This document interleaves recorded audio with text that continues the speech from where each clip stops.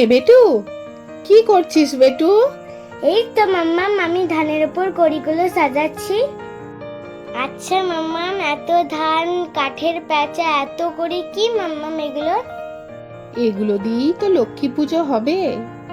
এগুলো দিয়ে কেন? লক্ষ্মী ঠাকুর নেই? জানিস তো বেটু, লক্ষ্মী পুজো মানেই আমরা জানি আশ্বিন মাসে দুর্গা পুজোর পর হয় কোজাগরী লক্ষ্মী পুজো। কিন্তু আমাদের বংশ পরম্পরা অনুযায়ী ভাদ্র মাসের বৃহস্পতিবারে শুক্লপক্ষে ধান, কড়ি ও কাঠের প্যাঁচা দিয়ে লক্ষ্মী পুজো হয়। এই পুজোর দিন কোনো রান্না হয় না। তার আগের দিন 5 রকম ভাজা, চালতা দিয়ে মুসুর ডাল, ভাত আর একটি রান্না করার নিয়ম আছে, যেগুলো পরের দিন খাওয়া হয়। দেখ তো এগুলো আজ তোর পছন্দ হয় কিনা। তো প্রথমেই 5 রকম ভাজার জন্য নিয়ে নিতে হবে কয়েকটা ভেন্ডি, তারপর নিতে হবে কয়েকটা পটল, কয়েকটা আলুও নিতে হবে। আলুটা একটু এখানে আমি বেশিই নিলাম, বেটু ভীষণ আলু ভাজা খেতে পছন্দ করে, তাই সাথে নিয়ে নিলাম একটি বেগুন, এক টুকরো ওলও নিলাম, আর নিলাম একটি ঝিঙে। এবার ভেন্ডিটা গোল গোল করে কেটে নিলাম।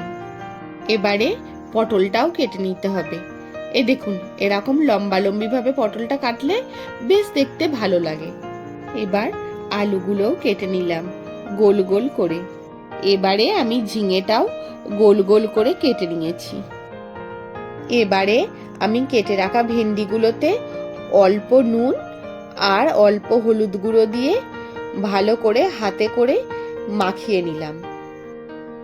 এবারে একটা কড়াইয়ে ভালো করে তেলটা গরম করে ভেন্ডিগুলো দিয়ে দিতে হবে। এবার একটু নেড়ে নিতে হবে। এরকম ভাজা ভাজা হয়ে গেলে একটা পাত্রে নামিয়ে রেখে দিতে হবে। এখানে একইভাবে পটলের টুকরোগুলোতেও নুন আর হলুদের গুঁড়ো খুব ভালোভাবে হাতে করে মাখিয়ে নিতে হবে, এবং একইভাবে পটলের টুকরোগুলোও আমাকে ভেজে তুলে নিতে হবে। এখানে আমি আগেই চালতা ও মুসুর ডালটা একসাথে খুব ভালোভাবে সেদ্ধ করে নিয়ে রেখে দিয়েছি।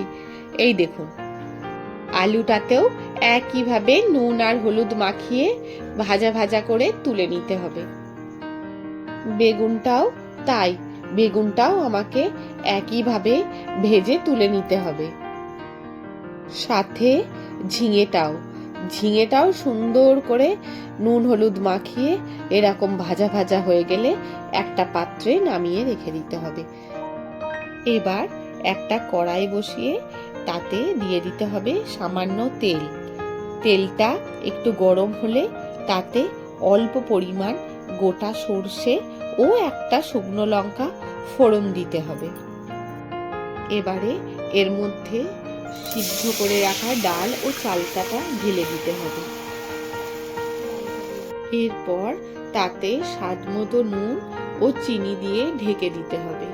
কিছুক্ষণ পর ঢাকনা খুলে সুন্দর একটা গন্ধ বেরিয়ে গেলে ডালটা নামিয়ে নিতে হবে। এবার আমি বানাবো ওলের বড়া। ওলের বড়া বানানোর জন্য প্রথমেই কিউব করে রাখা ওলগুলো খুব ভালো করে সিদ্ধ করে নিতে হবে, দিয়ে জল ঝরিয়ে রেখে দিতে হবে। এরপর ওলের কিউবগুলো ঠান্ডা হয়ে গেলে ভালো করে ম্যাশ করে নিতে হবে। এবার ভালোভাবে ম্যাশ হয়েছে কিনা হাতে করে মেখে নিয়ে দেখে নিতে হবে। তারপর একে একে দিয়ে দিতে হবে 1 বাটি ময়দা, 1 বাটি চিনি, আর ফ্লেভারের জন্য দিয়ে দিতে হবে কিছুটা মৌরি।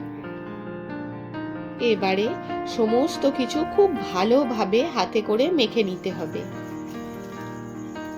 এবার একটা কড়াইয়ে বেশ কিছুটা তেল খুব ভালো করে গরম করে নিতে হবে।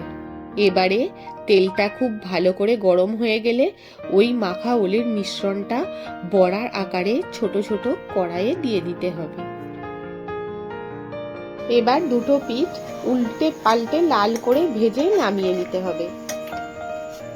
তাহলেই রেডি ভাদ্র মাসের লক্ষ্মী পুজোর প্রধান ভোগ ওলের বড়া।